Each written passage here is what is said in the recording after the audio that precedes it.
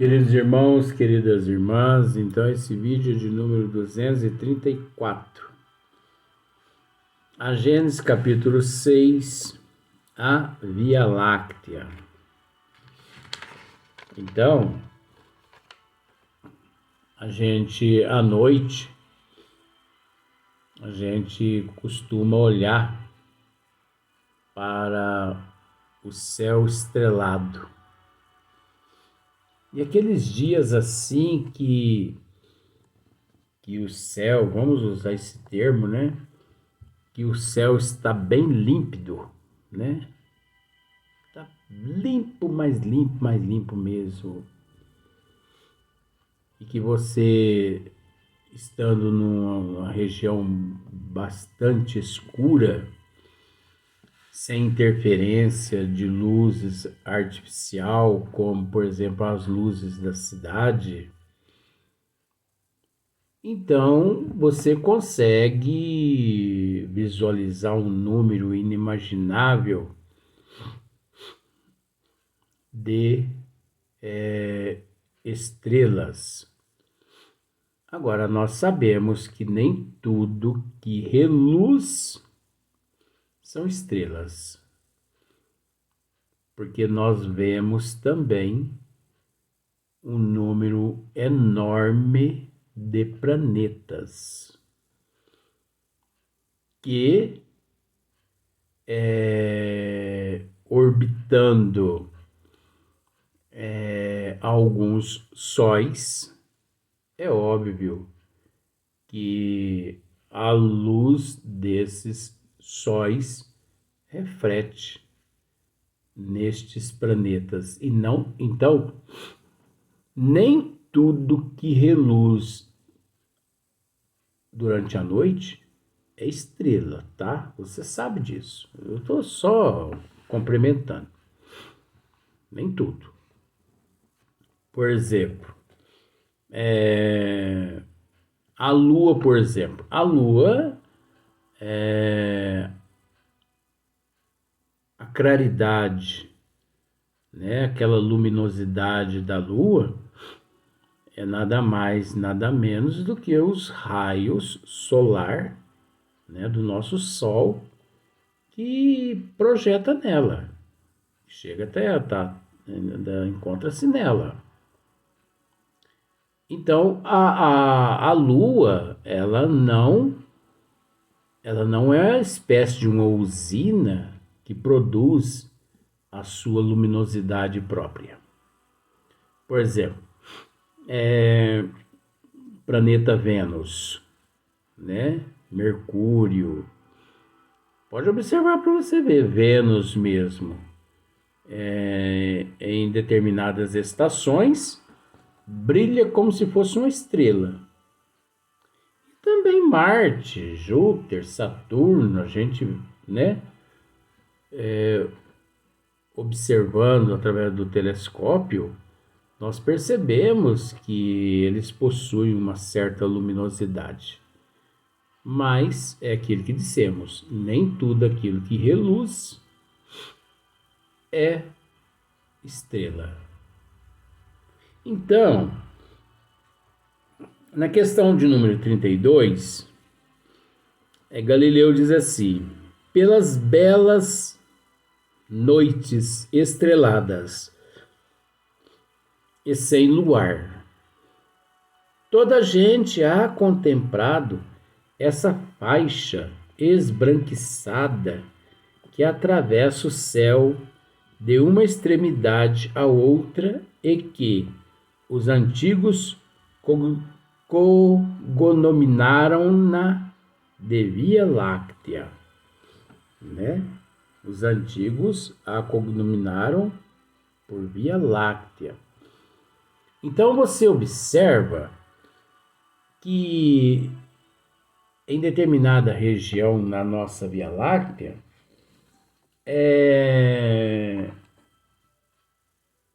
uma claridade maior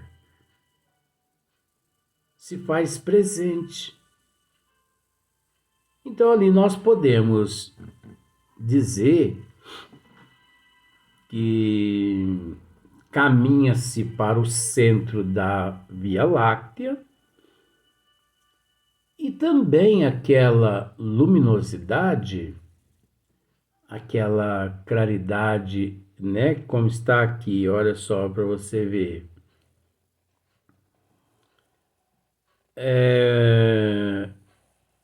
Antigos cognominaram de Via Láctea por motivo da sua aparência leitosa. Esse clarão difuso, o olho do telescópio, né? E tem longamente explorado. Então, se nós observarmos, nós conseguimos visualizar um certo clarão leitoso, esbranquiçado, como se fosse uma névoa. O que significa aquilo ali? Excesso de luminosidade. É um aglomerado maior de sóis. É um aglomerado maior de planetas. Porque a luz dos sóis, né, chega até os planetas e, obviamente, eles também trabalham como refletores, como espelho. Então, por isso, o centro da galáxia, da Via Láctea, ele é mais, assim, a luminosidade se faz mais presente pelo fato do aglomerado maior de sóis, né? Então, por motivo da sua aparência leitosa, esse clarão difuso, o olho do telescópio, o tem longamente explorado nos modernos tempos, essa estrada de poeira de ouro. Não parece uma poeira de ouro? Esse regato de leite da mitologia antiga se transformou num vasto campo de inconcebíveis maravilhas. Então se transformou num vasto campo inconcebível de maravilhas. Nós não temos capacidade de avaliar a nossa Via Láctea, quanto mais Andrômeda, que é a galáxia mais próxima à nossa Via Láctea, né? As pesquisas dos observadores conduziram ao conhecimento da sua natureza e revelaram que, ali onde o olhar errante apenas percebia uma fraca luminosidade, há milhões de sóis mais luminosos e mais importantes do que o que nos clareia a Terra. Agora, eu já não concordo com Galileu. Você vai entender.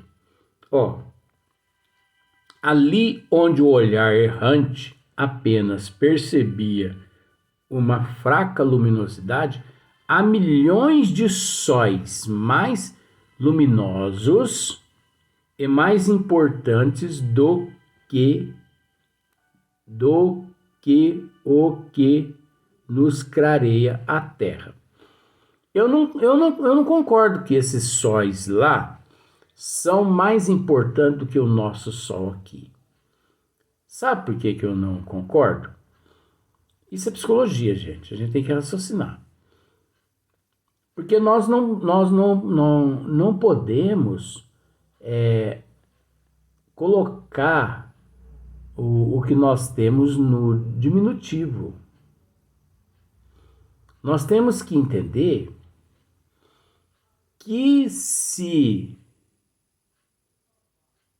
o nosso Sol é do tamanho que ele é e que ele produz a energia que ele produz, é porque encontra-se de acordo com o nosso nível evolutivo dentro do sistema solar que nós nos encontramos. O nosso Sol não podia ser nem meio metro maior e nem um meio metro menor. Porque se ele fosse, o caos estaria feito aqui na Terra. Não, no nosso sistema solar. Então, imagine pegar Betelgeuse, por exemplo, que é um Sol, não sei quantos milhões de vezes maior que o nosso Sol, e colocar no lugar do nosso. Não. Olha, incineraria todo o nosso sistema solar. Você entende por esse lado que eu estou querendo dizer? Que todos esses sóis são importantes, mas eles não são mais importantes que o nosso solzinho aqui, não. Esse que sapeca as costas das pessoas quando vai à praia e que não passam um protetor solar. Sol nenhum é melhor que o nosso. Planeta nenhum é melhor que o nosso planeta. A Marte é, Júpiter é. Não. O melhor local para se viver, sabe onde que é? É na nossa casa. Na nossa casa, você pode chegar, tirar o sapato, andar descalço, pôr um short, andar sem camisa. Apesar que eu, com todo respeito, mesmo dentro da minha casa sozinho,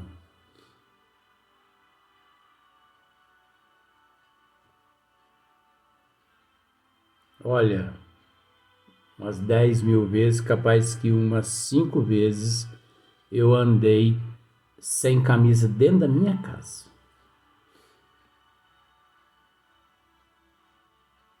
É interessante isso. E o dia que você me vê eu sem camisa, joga na Mega Sena que você ganha. Não sei. Eu trago isso na minha personalidade. Então, tudo proporcional à nossa evolução. Esses outros sóis são importantes? São. Lá no sistema deles, no sistema solar deles. Porque para nós, Betelgeuse, ele não tem serventia nenhuma. Nem de graça eu quero esse bicho. Porque você sabe o que é Betelgeuse? É um sol, não sei, parece que 3.000 vezes maior que a nossa Terra. 3.000 vezes? Não, 3 milhões de vezes. 3 milhões de vezes maior que maior que o nosso Sol, aliás. Deus que me livre com um negócio desse aqui. Com esse solzinho que nós temos aqui, já tá queimando tudo a pele aqui, as pessoas já estão reclamando já. Ai, que sol quente. Agora imagina com esse bicho aqui, Betelgeuse, pelo amor de Deus. Arcturus. Pelo amor de Deus, com Arcturus aqui. Não, vamos ficar com esse bicho nosso aqui que é melhor, né? Na questão de número 33, com efeito, a Via Láctea é uma campina matizada de flores solares. A Via Láctea é uma campina, né? Matizada de flores solares e planetárias, que brilham em toda a sua enorme extensão.